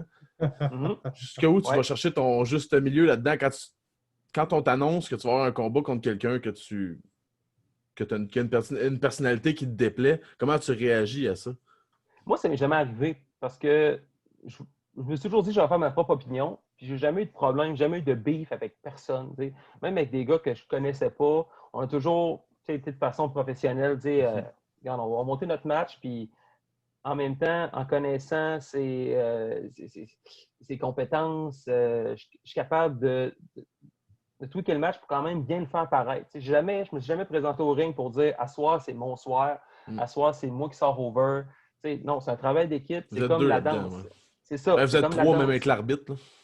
C'est ça. Fait que, moi, si je sais danser le tango, mais mon adversaire, il ne sait pas danser le tango, mon partenaire, ben, on va se piler ses pieds pareil. Là. Fait que, c'est d'utiliser les faiblesses de un pour justement l'amener ailleurs. Puis, c'est arrivé souvent que j'ai affronté des rookies, puis ils m'ont dit « Hey man, c'est le match de ma vie. » Je fais comme tant mieux. C'est de respecter ses limites. J'ai toujours été comme ça. Respecte, man. Ce que tu es capable de faire, ben fais-le bien. Puis on va se présenter devant le monde, puis on va exploiter ce que tu es capable de faire. Puis les gens, ils verront rien aller, là, qui est un rookie de 3 mois. Là. Tant qu'à bien le faire, tant qu'à le faire, aussi bien le faire. C'est ça. Fait que, moi, s'il rentre bien sa shot, je vais la vendre comme $1 million. Tout est dans la perception de voir ça. Oui, des fois, il y en a qui sont un peu plus. Lui, il n'est pas bon, je la fond. Ouais, mais si tu vas chercher c'est sûr que s'il est là, c'est parce qu'il est bon. S'il est là, c'est parce que lui aussi, à la base, il veut être là, puis il a une passion aussi, puis c'est la lutte professionnelle. On a ça en commun. Le reste, le sky is the limit. Là. On peut l'amener n'importe où. Ouais, parce que souvent, on dirait que c'est ça qui arrive, c'est qu'une réputation va précéder quelqu'un, puis qu'on va dire qu'on va se faire tout de suite, on va lui faire son portfolio puis son pedigree, tandis que c'est peut-être même pas ça. Peut-être qu'il est arrivé un mauvais soir ou ce qu'il filait pas ou whatever. Mais souvent, sa réputation va le précéder, puis sa carrière en est entachée. Je ne veux pas dire qu'elle est ruinée ou whatever, mais elle va en être entachée peut-être un peu. Ouais, ça plaît ça. Mais non, j'ai jamais eu ce problème-là avec personne. Je pense que personne non plus a. Tu n'as pas l'air d'avoir le caractère non plus qui attire quelqu'un qui va titiller ou qui va chercher à foutre le trouble un peu ou à stiffer ou whatever. Ça m'est arrivé une fois. Ça m'est arrivé une fois. Puis Travis Toxic m'en parle encore. Mitch Thompson, à un moment donné, c'était un gars-là, c'était George qui avait organisé ça à Montréal. C'était la lutte contre le cancer. C'est genre la lucha libre contre El Cancer. En tout cas, peu importe. C'était pour une bonne cause. C'était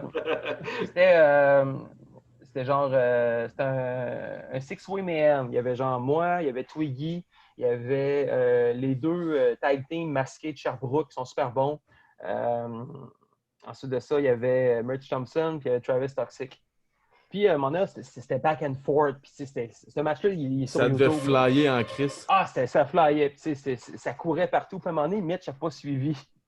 Puis j'y ai donné une chance de suivre. Puis j'y ai sacré une big boot d'en face. Là. Je pense que c'est la seule fois parce que j'ai vraiment dit OK, là, Mitch, je suis pas là. Ça a été. Mais je sais pas, il était comme pas là. Mais tu sais, je pense que c'est la seule personne, le seul incident qui s'est arrivé. Mais tu sais, c'était drôle. Puis j'ai parlé après à Mitch. Hey man, je m'excuse. Ah non, c'est correct, j'ai pas suivi. J'étais pas là. Je l'ai mérité. J'étais comme OK, mais tu sais, c'est jamais arrivé que j'ai stiffé quelqu'un ou que quelqu'un qui m'a frappé trop fort. J'ai jamais. Normalement, tu récidives. Tu lui fais comprendre. Hey man, c'est arrivé. répliques. On l'entend souvent. Là. Ouais, mais moi, c'est jamais. Tu sais, il s'est excusé au pire. Tu sais, il reçoit une bonne droite. Je m'excuse, man. C'est correct, tu sais, on move on. Puis je trouve qu'on continue. Ouais, ben ça arrive. Là, à un moment donné, vous êtes deux personnes qui collident. Là, c'est sûr que. Ben, c'est ça. Tu sais, ça fait partie de la game. Puis, regarde, ça fait juste. Ça arrive qu'on se blesse. Puis, regarde, c'est pas plus grave que ça. Ça fait partie des risques. Mais non, j'ai jamais staffé. Sauf contre Mitch une fois, parce que j'ai une fuse qui a sauté. Puis, il est sacrifié, mettons. J'ai collé un coup de pied dans la face. Tu vas te comprendre qu'il fallait qu'il revienne. Là. Ouais, il était temps qu'il revienne. Parce qu'en plus, un six-way, ça court partout. Fait que s'il y en a un qui n'est pas à son affaire, ben c'est tout tombe. Ça ruine un peu, ouais. L'air fou. Fait que, ouais, c'est ça. C'était la seule fois. Mais sinon, j'ai jamais eu de problème avec personne. J'ai jamais stiffé personne. Je pense que j'ai jamais blessé personne non plus. Fait que, je pense que je m'en soutirais pas pire. J'aurais dû essayer avec Jean-François Kelly. Arrêtez mon premier choix. Non, ouais, j'aurais dit non, je l'aime bien, Jeff. Je l'aime bien, Jeff. Ouais, Moi, j'ai tout pas le monde de- l'aime, j'ai on pas- l'aime j'ai tout. pas- J'ai pas de hate contre personne. J'ai pas de hate contre personne. Les boys, vous avez d'autres questions? Ben moi, avant, il a parlé d'une bitch slap qui impliquait Kevin Steen. Tantôt, je vais entendre ça. Là. Oui, c'est Ouais. vrai. C'était avant l'enregistrement, là, mais moi, je ne sais pas Ouais. tombé dans rien d'un saut, ça. C'était à Québec à la NSPW, puis j'étais en ma grosse field avec Kevin. Puis ce soir-là, on avait un four-way pour le championnat. C'était moi, Kevin, Matt Falco, puis Mathieu Saint-Jacques. Puis c'était comme élimination. Non, c'est ça. Non, je sais. Kevin n'était pas là. Kevin il était face. Il était le champion babyface. Puis le combat, c'était à élimination pour savoir qui allait affronter Kevin Steen pour le championnat. Fait que c'était Giovanni, ok, c'est ça. Giovanni, Matt Falco, Mathieu Saint-Jacques, puis moi. Je me retrouve, moi contre Mathieu Saint-Jacques. Kevin Steen s'en vient sur le bord du ring puis il commence à m'encourager. Ah ouais, let's go, oui, t'es capable, nanana. Je pogne la victoire. Mais avant ça, je rentre au ring et je vois dans le fond de la salle mes parents qui sont venus me voir en surprise parce qu'ils pensaient que je gagnais le championnat. Mais c'était pas un combat de championnat. Et quand on va encourager notre gars, tu sais, on va aller voir la lutte à soir, le voir gagner le championnat. Fait comme, là, je les vois dans le fond de la salle qui sont comme Hello! on est là! Dans ma tête, je me suis dit, ils n'aimeront pas la fin de ce soir-là. Ah, surtout une maman, c'est bien rare que ça aime ça. Une maman, ça aime pas ça voir son petit gars se faire tapocher. À la fin du combat, je gagne contre Mathieu Saint-Jacques. 1, 2, 3. Le nouveau aspirant au championnat de la NSPW. Kevin rentre dans le ring, il me lève le bras. Coup de pied d'un couille, package par driver. Oh. Il me relève, package par driver. Il me relève, package. Il m'en a fait 8. Il arrive avec la civière. Kevin tasse tout le monde. Il m'attaque de sa civière. Moi, je suis mort, là. Je suis mort. J'ai mangé 8 packages par driver. Je pense d'ailleurs que ça se trouve sur Internet. On ne voit pas la fin, par exemple. Il me fait un package par driver, package par driver, package par driver. Ils me sortent en civière. Ma mère tasse les gars de la sécurité. S'en vient me voir. Elle a les yeux à pleurs. Mon fils a le cou cassé. Ah, ça y est. Moi, je prends la main de ma mère et j'y chuchote. Reste avec moi, ça va être crédible. Oui, c'est ça. Oh non! Elle rembarque là dans le jeu. Là, moi, je reste à la civière. Je suis mort. Je suis quand même pas pour me lever pour rassurer ma mère live devant des Je suis centaines de correct, personnes. maman, je suis correct. Je suis correct. Ma mère m'escorte. Mon père est là aussi, puis il ne trippe pas. Et il m'escorte. Kevin ressort du rideau pour venir m'attaquer encore sa civière. Ma mère tasse la sécurité. Toi, mon petit Chris. Fait que là, Kevin fait comme. Ah, c'est du Je gold. pense ça, que j'en ai là. fait à s'asseoir. Kevin rebrouche chemin, retourne backstage. Ma mère me tient la main. Moi, je suis à civière. On arrive backstage. Je me lève de la civière. Je dirais, maman, je suis correct. T'sais. Elle m'a jamais vu me lever de la civière. Non. Elle était face à face avec Kevin. Let's go. Ma mère, elle sac pas. Tout mon tabarnak de Chris. Puis. Wow! Elle gifle Kevin. Kevin part à rire en Oh, disant wow. moi aussi, ma mère aime pas ça que je fasse ça. Mission accomplie. Oui, exact. Frankie de Mobster est à côté. Puis moi, j'aurais répliqué. Là. Moi, j'aurais pas accepté ça. à ta mère. J'aurais collé une volée à ta mère, moi. Fait que elle m'a pas parlé pendant 3 jours, mais je peux me dire que ma mère a quand même bitch slappé un ancien champion du monde. Oui, monsieur. C'est quand même très cool comme Bravo. histoire. Ouais. Oh, Bravo, Madame Très cool. Pee-Wee. Oui, c'est beau. Ouais. Puis même quand elle le voit à TV, des fois, lui, je l'aime pas. Elle l'aime pas, Kevin. Ouais, elle l'aime pas, elle. Elle l'aime pas. Non, c'est une belle expérience. Mais tu sais, Kevin, il a vraiment été bon pour moi. Tu sais, quand j'ai eu ma petite run à Ring of Honor, tu sais, j'étais descendu. Tu sais, je m'entraînais vraiment fort. Tu sais, je voulais y aller, puis j'avais écrit à Pat Laprade. J'ai Ring of Honor sont à Toronto en fin de semaine. Tu sais, j'aimerais ça m'impliquer. Il était venu à Montréal, puis les gars n'avaient pas leur gear de lutte, puis ils avaient besoin de monde. C'était un peu ridicule. Fait que je me disais, ah non, j'ai le goût d'y aller, tu sais, de me présenter, tout ça. Il dit, ben, embarque avec moi. Fait que moi, Pat Laprade, on s'en va à Toronto. Puis Pat Laprade dit, regarde, je vais te dropper à l'aréna, je vais te présenter au gars à l'entrée, qui est Sid, le gars qui s'occupe de la billetterie, tout ça. Puis après ça, moi, je vais m'en aller avec mon chumé, puis je te laisse faire ce que tu as à faire. Parfait. Fait que là, j'arrive, il me présente à Sid. Je dis, je viens pour aider, pour monter la salle, monter le ring. Pas de trouble, tu installes les chaises. Fait que j'avais installé les 500 chaises autour du ring. Le ring était déjà monté. J'avais mis des tie wraps sur chaque chaise, j'avais mis les flyers. Pendant ce temps-là, Carrie Silkin, qui était le boss de la Ring of Honor dans le temps, vient me voir, puis, hey, t'es qui, toi? Genre, oui, au Québec, tu sais, je viens vous aider, tout ça, puis en même temps, tu sais, je suis lutteur, puis blablabla. Ah, ouais, parle-moi de toi, puis tout ça. Parle, jase. Ah, c'est cool, tu sais. Puis là, à un moment donné, Kevin arrive au show, hey, puis il voit les gars, hey, ça, c'est Pee-Wee, si vous voulez donner un spot, là, il est bien bon, tout. Faites attention à sa mère, par exemple. Là, c'était avant ça. Puis là, ils ont dit, il est booké. Il m'avait déjà booké Dark Match. Fait que, Nice. c'était moi, c'était un four-way avec James Stone était là-dedans aussi. Fait que fait le match, ça a super bien été. Puis à un moment donné, après ça, j'avais été faire un premier séminaire qui était le tout premier séminaire de l'histoire de la Ring of Honor. J'ai descendu avec un gars qui s'appelle Nemesis, qui est un lutteur de Shawinigan. C'était juste un jour dans ce temps-là. Fait que, on était descendu c'était le vendredi soir. Samedi soir, il faisait des enregistrements au ECW Arena. Puis il y avait toujours des spots pour des jobbers. Puis j'avais pogné un spot pour la TV. J'avais jobbé contre le Dark City Fight Club en 2 minutes. Mais c'est quand même cool de lutter au ECW Arena. Ah oui. Puis le lendemain, on faisait le séminaire. Après ça, on retourne à Québec. Fait que je fais le séminaire, je me fais connaître là-bas. Je fais une super de bonne promo. Ils sont super contents. Tu sais, je reste en contact. C'est Adam Pearce, qui maintenant il est un gars backstage à la WWE. C'est lui qui était le booker dans le temps. C'était avant que Delirious prenne le poste. Puis je le texte de temps en temps. Puis à un moment donné, il me dit, hey, j'aurais tout besoin de toi pour un spot. J'aurais un spot pour toi. Je dis, OK. Parce que c'était supposé être Kevin puis Steve Corino. Kevin, il venait de Derail, puis c'était dans sa montée contre Generico. C'était comme le premier show où Kevin était heel avec Steve Corino. Puis c'était supposé être contre les Super Smash Brothers. Puis Player Uno, Evil Uno, était blessé à l'épaule.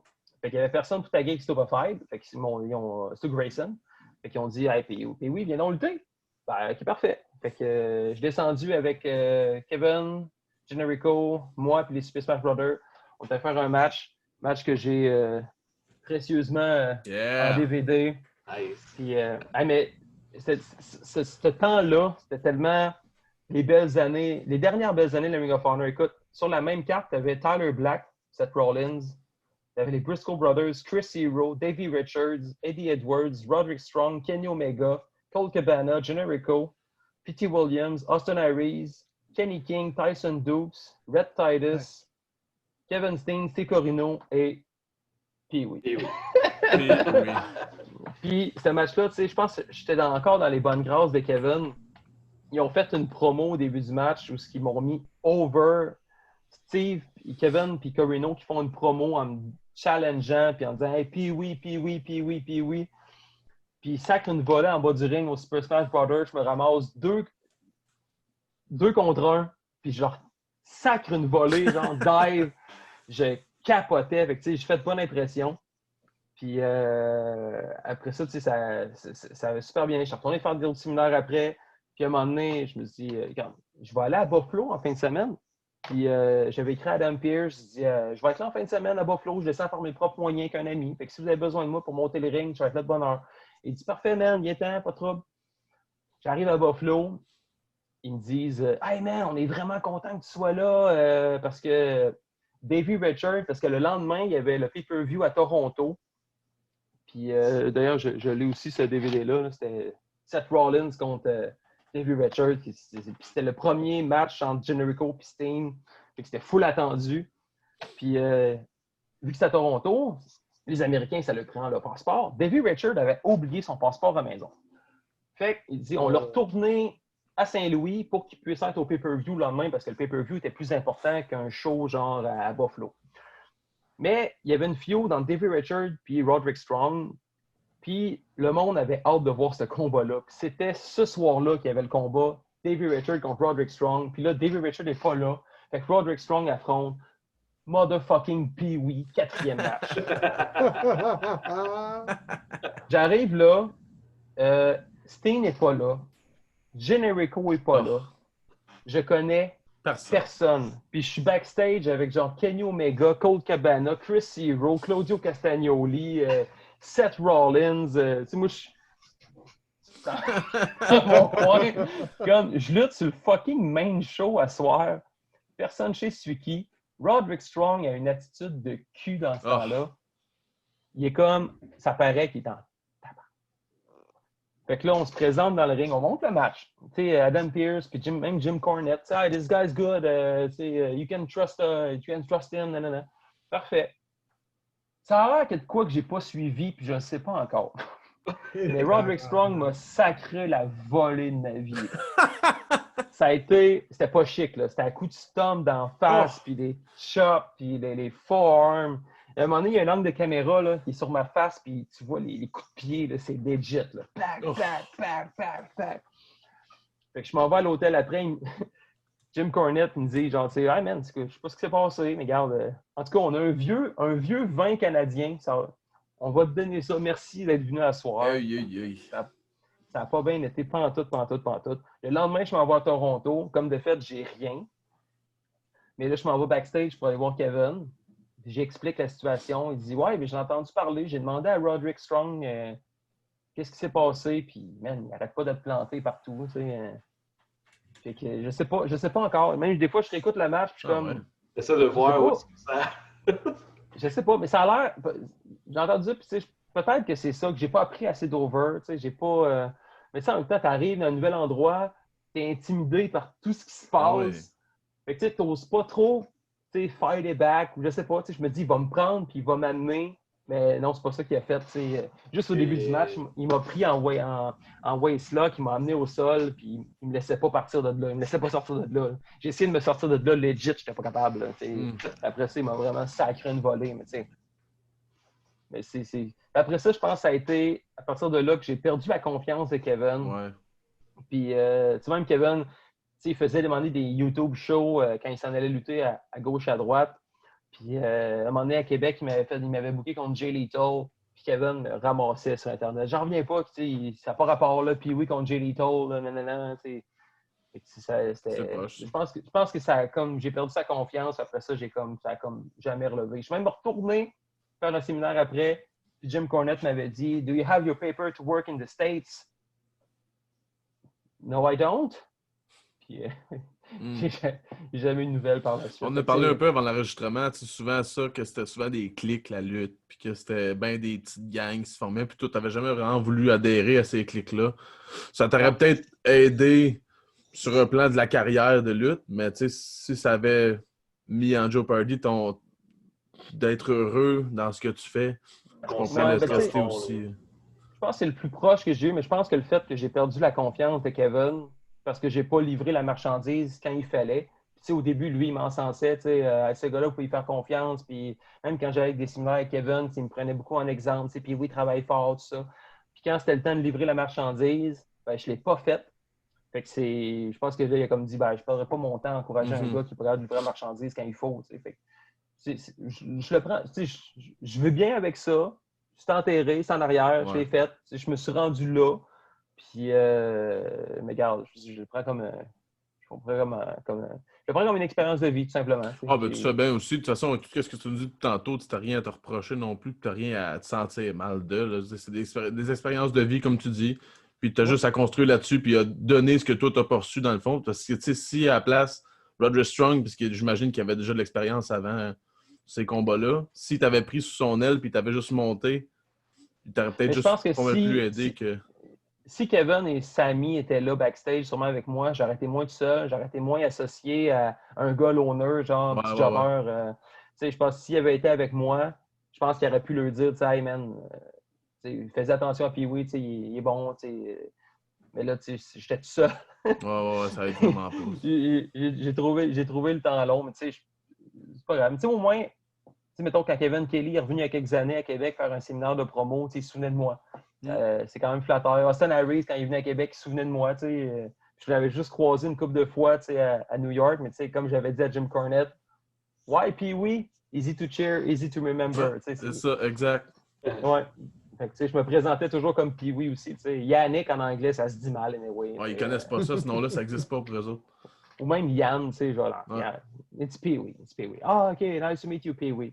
Même Tyler Black me reconnaissait. C'était cool, ça a été une belle aventure, mettons. Que je regrette pas, je me dis que je l'ai vécu, j'ai eu une bonne petite run. Je n'ai pas monté au top, mais regarde. Puis oui, dans le COVID, il fait quoi? Il s'ennuie-tu de la lutte ou... Je m'ennuie de donner les cours. Je m'ennuie... l'année passée, j'ai voulu arrêter. J'arrive à 40 ans l'année prochaine. Ça fait 20 ans que je fais ça. Je commence à des blessures, mon épaule me fait encore... Quand il y a un changement de température, mon épaule me le dit. Mes genoux sont maganés. Souvent, je vais citer la toune de Bob Bissonnette, j'accroche mes patins. J'avais dit ça à mon dernier combat. Ma cheville, mon genou, mes épaules sont maganées. Ouais. J'aime mieux redonner, mais en même temps, je ne veux pas parler de retraite parce que Sonny Warcloud le dit tout le temps. La retraite, ça n'existe pas dans un lutteur, ça n'existe pas. Là. Toujours un comeback possible. Ouais, ça, même Shawn Michaels a fait un combat en Arabie Saoudite. Ric Flair a fait un combat à Impact. Plus récemment, Edge, Daniel Bryan. Il y a plein d'exemples de personnes qui ont accroché le bobette puis finalement, ils ont sorti. Fait que, parce que tu serais un beau personnage qui prendrait un break parce que, mettons, tu veux prendre la distance, puis là, tu reviens une couple d'années après. Là, à Québec, personne ne va t'avoir oublié. Tout le monde va se rappeler de Pee-wee qui rentre sur le ring. Oh mon Dieu, c'est Pee-wee. Nice! Le meilleur exemple, ça a été le Royal Rumble à NSPW, qui c'était au lieu de faire un standing 8 l'année passée, ils ont fait un standing 30 avec une bataille royale de 30. C'est le main event du show, c'est une bataille royale. Puis le booker, Michael, il me dit, je pense que tu veux faire une apparition de même. Je dis, regarde, je ne veux pas lutter, mais je pense qu'une apparition, ça pourrait être pas pire. Fait qu'il dit, parfait, regarde, tu vas retourner au ring. Tariq va être éliminé, il va venir t'attaquer pendant ton entrée, puis il va prendre ton spot. Ça me convient. Le pop. Je ne suis pas du genre vantard, mais je ne suis pas sourd non plus. Non. Puis durant la soirée, je pense que j'aurais eu un plus gros pop si 5 minutes avant, Claude Malone n'était pas en bedaine dans le ring qui faisait un Stone Cold Stunner. Là, le monde capotait. Après ça, Pee-wee qui fait son entrée. Hey, sérieusement, ça a été vraiment un bel amour. Puis après ça, je me disais, crème, je vais le faire pour des happenings. La NSPW fait des fois des undisclosed. C'est 5 combats, 5$, puis tu ne sais pas qui est sa carte. Puis là, pouf, Pee-wee arrive, puis il fait un combat de lutte. Ou bien non, si la lutte vient au capital, je vais lutter. Ça va être un happening. Je lutte tout temps plein. Peut-être, si j'ai les bonnes grâces du booker de la NSP. Mais ça va être des happenings. Ça va être une apparition. Ça va être un événement, puis les gens vont être contents, je le sais. Avec le personnage que tu avais, justement, c'est clair que ça va être un événement, puis ça peut donner beaucoup de heat à un heel, justement, comme Tariq. Là. Ouais. Tariq, non, il s'était fait détester. C'est clair qu'après, tout le long, ça devient genre l'ennemi, le public. Le monde qui m'ont écrit pour me dire hey, on était content de te voir, mais t'as même pas lutté. Je suis même pas rentré dans le ring. Boum! J'ai attaqué tout de suite, mais c'était... J'ai toujours eu de la bonne heat. Je pense que si on revient à ce qu'on disait au début, être un bon face, c'est difficile.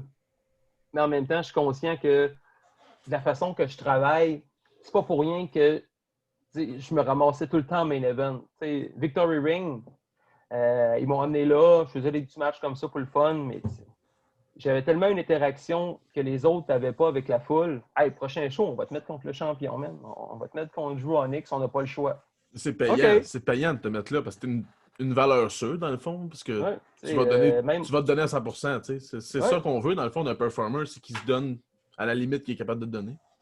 Puis Onyx avait été surpris, parce qu'on ne s'était jamais affronté en one-on-one. Puis il dit, man, you're such a good baby face. You called me everything in the ring. Je vais être capable de me positionner.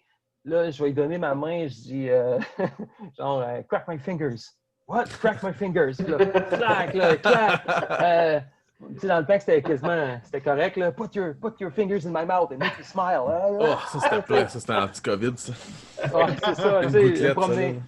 là. Ouais, c'est ça. Fait que, tu sais, je suis capable de me promener, puis je suis capable de mettre l'autre over, mais en même temps, de me faire bien paraître aussi. Tu sais, c'est un travail d'équipe.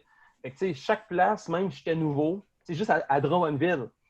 À Drummondville, personne ne me connaissait, là. Puis ils m'amènent là, nowhere, puis à la fin, tout le monde capotait, puis je vendais des t-shirts, des DVD à la fin, là. Le monde veut prendre des photos, tout ça. Fait que, tu sais, être un bon babyface, c'est difficile, mais c'est un coup que t'as le truc, tu sais comment approcher les gens, je pense que C'est des n'importe qui, responsabilités n'importe aussi, qui. parce que tu deviens un peu la face de la compagnie, même contre ton Oui, gré, parce que c'est toi qui oui, deviens genre la tête d'affiche un peu. Parce que si t'es le top babyface, c'est toi que le monde veut le voir, c'est toi que le monde veut l'encourager, c'est toi que le monde veut ben, c'est acheter ça. justement la merch.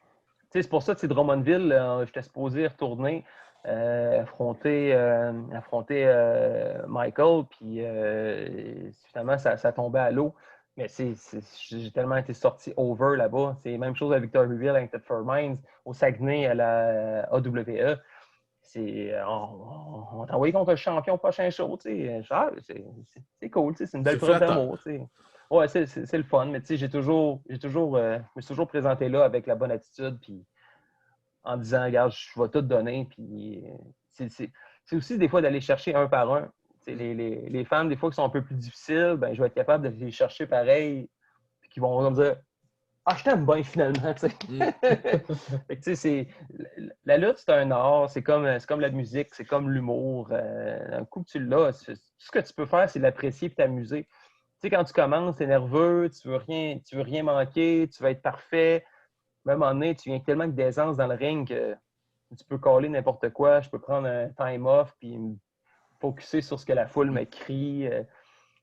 Moi, je pense que ça vient avec l'expérience, ça vient avec le temps. C'est comme n'importe quoi. C'est comme quand j'ai affronté Cody, je me demandais, est-ce que je cale à Cody? Est-ce que j'ai dit quoi faire? T'sais?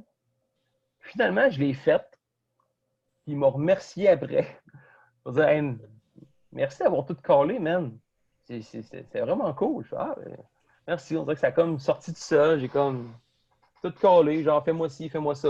Tu sais, le gars, ça fait lui aussi 20 ans que dans le business, fait qu'il se dit, ah ben, un autre professionnel à qui je travaille. C'est parce que sinon, si tu donnes, on disait tantôt, la réputation, ça peut marcher des deux bords. Tu peux voir Ouais, quelqu'un comme étant une marde, puis tu vas te battre contre lui, ou quelqu'un que tu idolâtres, tu dis, ah mon Dieu, ça va être la meilleure affaire, puis ça va juste être le contraire de ce que tu pensais qu'elle allait arriver. ouais, Ça clique pas ou quelque chose de même. Tandis ça que là, clique si tu pas. dis, gars, on va tous les deux donner ce qu'on sait, ce qu'on a, notre professionnalisme, puis ça va donner un bon combat. Puis ça a donné un bon combat, justement, comme tu nous décrivais. Ah non, c'est vraiment le fun. C'est Cody il arrivait du Japon. Il arrivait de la New Japan Pro Wrestling. Il n'avait pas dormi. Juste avant de rentrer dans le ring, il s'était pris 2 scoops de pré-workout, pas d'eau. Wow! Puis je pense qu'il a bu 2 Monsters avant. Là. Il était Ouais, mais fatigué. c'est Là. une demi-journée de décalage, je pense. Mais il a quand même tout donné. La foule était tellement là. Ça Ah, a des été vraiment une professionnels. superbe soirée. C'est un Ça a été une professionnel, c'est belle ça. soirée. Ouais, il a tout donné. Puis même après le show, il était supposé, man, après le combat, je vais retourner à l'hôtel, je suis fatigué. Non. Après le combat, là, il est allé dans la foule, puis il est allé signer des autographes, il est allé prendre des photos gratis avec les fans. Son gérant avait dit, pas d'entrevue, pas de photos. Si tu fais imprimer des photos, c'est genre tel format, puis l'argent va à Cody. Fait que finalement, Cody arrive tout à la fin, puis il a accordé une entrevue télé. Puis Save est arrivé pour lui donner l'argent des photos qu'il a vendues. Il a dit non, keep it, man. Keep it, man. I really had a good time here. Puis il a pris le temps avec tout le monde, jusqu'à temps que la salle soit vide. Puis après ça, Cody est allé changer en haut. C'était Ah, vraiment. c'est une dynastie de lutteurs. Hein. Son père, il a dû y montrer exactement la même chose que tu as un nom, tu le respectes, puis tu gardes ton nom intact. Ouais, ça a Contrairement à été. celui des McMahon, ben, celui des Rhodes, il va être intact. Non, ça a été une belle expérience. Puis surtout à la fin du combat, quand j'avais fait une promo en disant que je m'étais servi de mon fail à la Ring of Honor. Je dis que mon match contre toi, Cody, ça va être ma rédemption. Je vais faire la paix avec mon passé. Puis à la fin, quand il m'avait battu, il m'avait déposé la ceinture de la Ring of Honor sur l'épaule, puis il est parti du ring. J'étais comme tout seul dans le ring avec la ceinture de la Ring of Honor. Wow! Ah, c'est clair. J'ai encore cette photo-là. C'était un moment qui était. Non, je remercie encore Steve et la NSPW de m'avoir donné cette chance-là. Puis, ça fait partie des belles expériences que j'ai eues. Là. Très cool. Très Une cool. méchante grosse ceinture, hein? C'était pesante aussi. C'était pesante, mais ça a été une belle expérience, ouais. Vraiment, vraiment. On a eu l'entrevue de Team Castle un moment donné, puis il était champion à Ring of Honor à l'époque. Puis quand j'ai pogné la ceinture, j'ai fait « Ish! » OK. Alors, c'est des bonnes pièces. Des bonnes pièces. Puis en plus, Cody, il arrivait face, mais c'est dans le temps où il venait de faire sa promo une semaine ou 2 semaines avant, genre le Kiss the Ring. Fait que là, le monde m'écrivait, vas-tu embrasser la bague à Cody? Et là, Cody, il me dit, genre, on va commencer le match, je vais être face. Fait que, tu sais, je veux pas que tu embrasses la bague, je veux pas te le faire, tu sais. Fait que je vais aller dans la foule, puis je vais permettre aux fans d'embrasser la bague, la Ring of Honor. Fait que, tu sais, il n'y a même pas eu de chant, genre, kiss the ring, kiss the ring. Il est descendu dans la foule, puis c'est les fans qui tenaient un bisou. C'était pas très COVID-friendly, là. Pas non plus, ouais. Les gens donnaient des bisous, puis après ça, il a turné heel sur moi, puis ça a super bien été. C'était vraiment cool. Oh, c'est vraiment un de mes tops. T'apprends tellement en affrontant ces gars-là. Quand j'ai affronté, Roderick Strong, j'ai appris Generico, Paul London, Kevin, Corino. C'est vraiment du monde qu'on sait que c'est des mondes aussi qui sont passionnés et qui ont une bonne attitude. C'est vraiment cool. Très nice. Philippe, Oui, c'est moi. question? Non, ça va. On a passé au travers. Je pense que... Très, très solide, ouais. Honnêtement, autre que... Là, c'est sûr que je pourrais te dire, let's go, dis qu'on peut te voir, puis tout, dans quelle fédération, mais présentement, tout est à off. Sur Twitch. On va le voir sur Twitch dans la semaine prochaine. Oui, Ouais, c'est Fire Pro Wrestling. Fire Pro Wrestling sur Twitch. Ouais, mais tu sais, c'est toujours été toujours Québec, tu sais. J'ai eu des petites runs pareilles, des bonnes runs à la NCW, tu sais, des feuds avec James Stone, avec Benjamin Toll pour la ceinture intercité. Si j'ai jamais été à Battle War, j'ai été 2 fois à AWS, puis tu sais, c'est différent. Tu sais, j'ai eu une bonne run aussi à Maritime, c'est vraiment cool ça. À HW, ils m'ont donné un championnat là-bas aussi, j'étais vraiment over, c'est incroyable. Tu sais, j'ai une run master, je pense que tu sais, mon show de radio, c'est pas mal. Tu sais, ce que je vais faire dans 20 ans, moi, ça va être de la radio. Fait que, tu sais, je ne serai pas de la lutte. Fait que s'il y a de quoi à Québec, il y a un happening, je m'implique. Mais sinon, pas mal. Ça risque pas mal d'être à la SPW. Ouais, tu sais, ben non, tu sais, je vais aller peut-être faire un tour à Drummondville. Je vais finalement faire mon combat contre Mike là-bas. Je vais sûrement retourner à Victory Ring aussi. Ils m'ont écrit, genre, quand ça va reprendre, si tu veux venir faire des combats, c'est sûr et certain qu'on te prend. Je fais comme, OK. T'sais, au Saguenay aussi, ils m'ont écrit pour faire un happening. Eux autres, c'est beaucoup des happenings. Ils vont faire venir des gars de Québec comme Marco, Michel Plante, pour donner une expérience à leurs boys. C'est pas mal au niveau des apparitions. Ça va être le fun. C'est pas pour vendre des t-shirts, c'est juste pour le fun et transmettre ma passion. Striker, j'ai eu beaucoup de fun à travailler avec lui. C'est un gars qui commence au Saguenay, mais en prenant le temps, on a fait des super bons combats. Marco, de temps en temps. Marco, je suis tanné de l'affronter. Marco, ses kicks sont trop raides. Je suis tanné. J'ai trop mangé de coups à la gueule de Marco. Là. Je suis comme, man, t'es trop rough pour moi. Mais ça risque pas mal d'être à Québec, les Avirons. Mais de toute façon, je vais partager ça sur mes réseaux sociaux. Puis ça risque d'être ça. Mais si je fais genre 10 combats dans l'année, je vais être content. Juste pour dire. Merci du temps que tu nous as accordé. Hey, mais ça me fait plaisir, les boys. Vraiment plaisir. Merci, Pee-Wee. Ça me fait plaisir. Puis suivez-moi sur les médias sociaux. Puis oui, le mot mille sourire, quand même le lutteur au Québec le plus suivi sur les médias sociaux. Hop là. On va dire ça à Marco, ça va l'insulter. Correct. Je repartage les trucs à Marco, ça lui donne de la visibilité. Tu l'as dit, tu donnes aux jeunes, toi. Ah, c'est ça. La relève. Ouais, je donne la relève. Marco, c'est la relève. Il a commencé après moi. Fait que c'est ça, exact. Et voilà. Donc, merci encore une fois. Puis ça me fait plaisir. Merci de nous avoir écoutés. À la prochaine. Ciao. Bye. Ladies and